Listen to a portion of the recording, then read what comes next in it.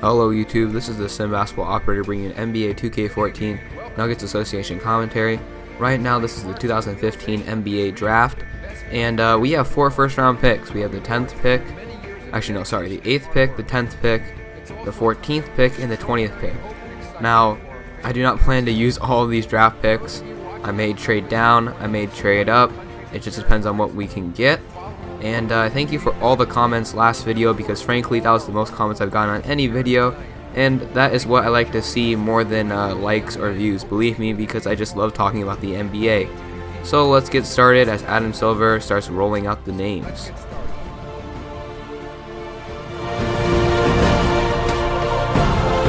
With the first pick in the NBA Draft, the Dallas Mavericks select the 20-year-old point guard, Southern Methodist University.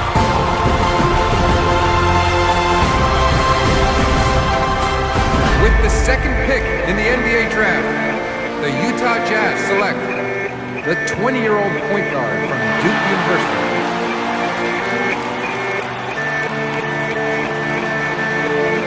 With the third pick in the NBA Draft, the Phoenix Suns select Stanley Johnson from the University of Arizona.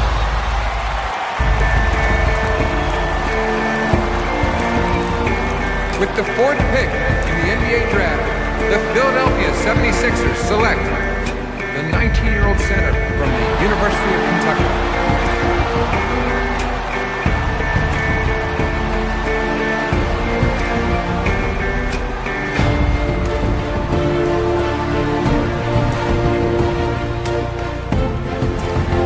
With the fifth pick in the NBA Draft, the Milwaukee Bucks select the 19-year-old center from Duke University.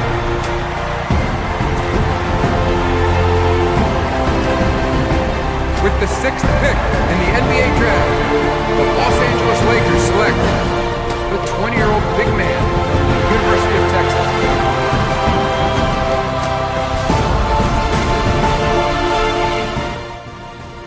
So with the first 6 picks, I really don't have that many complaints other than the second pick overall, which happened to be Tyus Jones. I think that all those players fit nicely with their respective teams. But moving on to this trade deal, the 7th pick is not really what I have in mind, considering I already have the 8th. But it'd be nice to move up a spot and also grab Aaron Aflalo, who I believe is a very good 3-and-D player and also a former Denver Nugget. And so hopefully he can bring that veteran leadership to this team, come off the bench behind Terrence Ross, and really combine the skills of 2 wing players I had last year in Ronnie Brewer and Randy Foye. Also, I'm getting a 2016 pick, which has only a 1-star trade value. That's because all of next year's picks have 1-star trade value. And it's the Orlando Magic, who I don't expect to make that leap into the upper tier of the NBA yet. So this pick is very valuable. And then moving on to the draft pick, there was Kelly Oubre, Cliff Alexander. Alexander was a guy who's just plays too similar to Kenneth Faried, and since Kenneth Faried is a restricted free agent, which I forgot to mention in the to the commenters last video, so I can match any offer that other teams sign him to, as well as Oubre, who is 6'7" shooting guard, but he's too similar to Terrence Ross. I want somebody that can provide that contrast. KJ McDaniels is a high overall, and so but he doesn't have a lot of potential. So here we go. With the 7th pick in the NBA Draft, the Denver Nuggets select the 20-year-old shooting guard from UCLA. So I like Levine as a very high potential player, mainly because he could either replace Lawson when his contract expires at the point, or he could be even better than Terrence Ross at the 2. And so then right here, I'm dealing away the 20th pick to move down a couple spots and also get a backup small forward, which I really needed, in LeBron Nash, who was a draft pick from last year. And then at the end of the first round, looking for a power forward that can spell kind of a third-string big man to spell Ryan Anderson and Omer Ashik, who I intend to bring back, or whatever my backup center is, and get Chris Obekpa. He's a very talented, he's long, can play both positions, and he also has the eraser signature skill, which is really helpful. With the 28th pick in the NBA Draft, the Denver Nuggets select the 20-year-old power forward from St. John's University. So to recap the draft, the Mavericks took Moutier, who's probably the best combination of potential and skill in this draft class. Like I said, I don't agree with the Tyus Jones pick that much. Stanley Johnson went third to the Suns, which I thought was a nice pickup. Then Jahlil Okafor and Larry Sanders going to be a nice combo in Milwaukee, as will be Karl Towns and Nerlens Noel. The Lakers get a future big man that can hopefully kind of fill the void at that position in Miles Turner. The Magic got a few role players in Ulis Kaminsky and JP Tokodo to kind of balance out their already young team. And then looking more down the road, as you can see, the power forwards went really late, and that's just another error with 2K's draft how that works, because for some reason there's always that one position that goes later.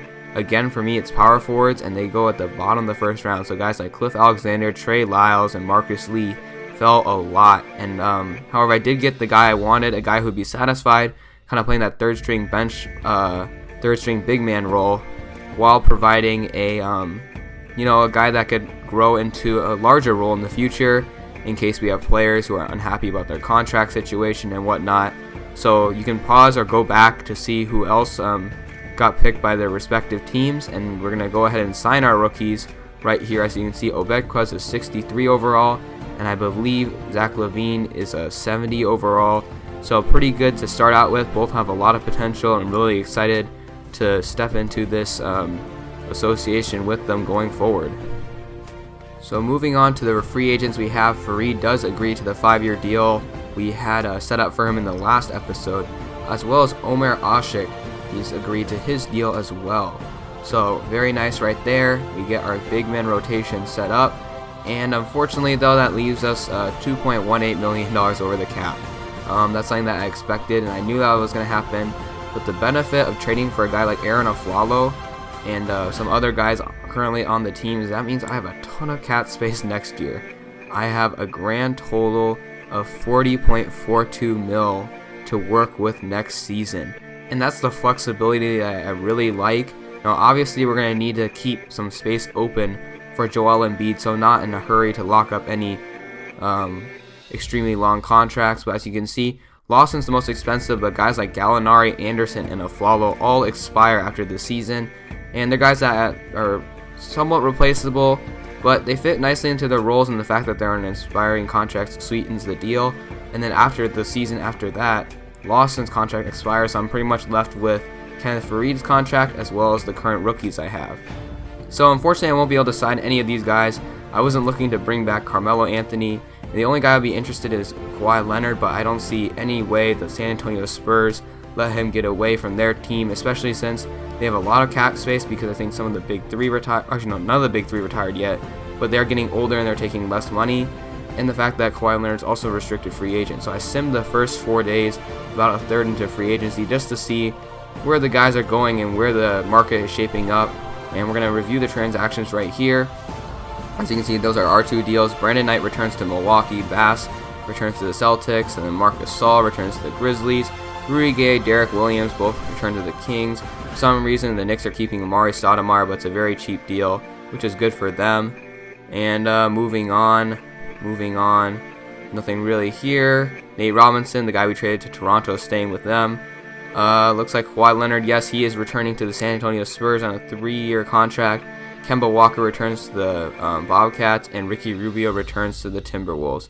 And Tristan Thompson returns to the Cavaliers, so no surprises there. The restricted free agents go home. Andrew Bynum goes to the Raptors, I'm assuming to back up Valanciunas. I guess Andrew Bynum hasn't retired yet for some reason, but Carmelo Anthony also signs with the Toronto Raptors, so that's going to be a very talented team, especially with pieces like Kyle Lowry and DeMar DeRozan already on the roster. I did steal Terrence Ross from them, though. Now moving on, I'm looking to sign a third-string point guard behind Corey Joseph and Ty Lawson, mainly because Lawson got injured last year, and something I want to be prepared for. So it's nice to have 3 guys that can run the point. Also can move LaVine to the point if necessary, but he's a very young guy. So the guy I ultimately decided on was JJ Barea. He's the best defender out of guys like Luke Ridnour, Chris Duhon, and Eric Maynor. So now I'm just going to simulate just to see if I did sign him. And yes, we did. And for some reason, I don't know who in my organization made this offer, but it turns out this is actually our offer for making to Jordan Hamilton. I'll discuss that a little bit later, but we do get JJ Barea. I'm going to decline Jordan Hamilton's offer. I didn't even offer him an extension at all. I only extended the qualifying offer to him, which will come to bite me later. So moving on, Jeremy Lin, signs with the New Orleans Pelicans. Paul Millsap goes to the Grizzlies. Rondo goes to the Knicks, but they don't have Carmelo Anthony, so I'm not sure where that franchise is headed. And then Reggie Jackson returns to the Thunder. Wilson Chandler heads to the Pistons, so another former Nugget changing locations. We traded him to the Lakers last season. And Karolinko returns to the Brooklyn Nets. So tail end of free agency, guys like Lou Williams, Tobias Harris, Alec Burks, a lot of offensive dominant players are still on the board. Jordan Hamilton is there as well. However, I didn't make him an offer, so we'll see how this plays out. Just simulating, going ahead. Marcus Thornton's there as well, but frankly my team is set. I already have 13 players. I'm just simulating. And so now we've reached the end of free agency, and Jordan Hamilton decides to accept our qualifying offer because he still wants to play in the NBA. And frankly, I don't need him. I mean, he didn't really impress me that much, and the fact that I got guys like, so we decided to match an offer sheet. I don't know what's going on right here. Must be a glitch within 2K. But here I'm just going to simulate training camps right now. Joel Embiid, send him to, I believe rebounding is where I send him to. Perimeter defense, I'm taking that to Terrence Ross. I want him to become that elite wing defender, especially playing next to a guy like Gallinari. Combo guard, that's going to Zach LaVine. Moving on, big man defense, I think I sent that to Kenneth Faried because he's a very good perimeter defender for some reason, but not so much of a post defender. And finally, the last training camp is Danilo Gallinari to big man offense. And so kudos to this guy right here, D Burke 100, for giving me a 2016 draft class. I mean, there's not that many good ones on there, but this one was very solid. There were only a couple of repeats, I think, with Tyus Jones and JP Tokodo, but I think that's about it. And then I was setting my rotation pretty even. I don't want to overplay guys, especially Joel Embiid, because I don't want to risk injury. But Jordan Hamilton has no space, no place on this roster, and it's time to give him away to some team. So I come to this deal with the Miami Heat for a 2017 first round pick, just stockpiling picks, because I didn't like Jordan Hamilton. His shot was a little inconsistent, and so he's off the team. And so looking at the power rankings, we are third, which is very satisfying. So thank you guys all for commenting last video. Please comment again, and thank you for all the support, guys. It really means a lot. This is the Sim Basketball Operator. Kudos to Season 3, and I'll see you guys next time.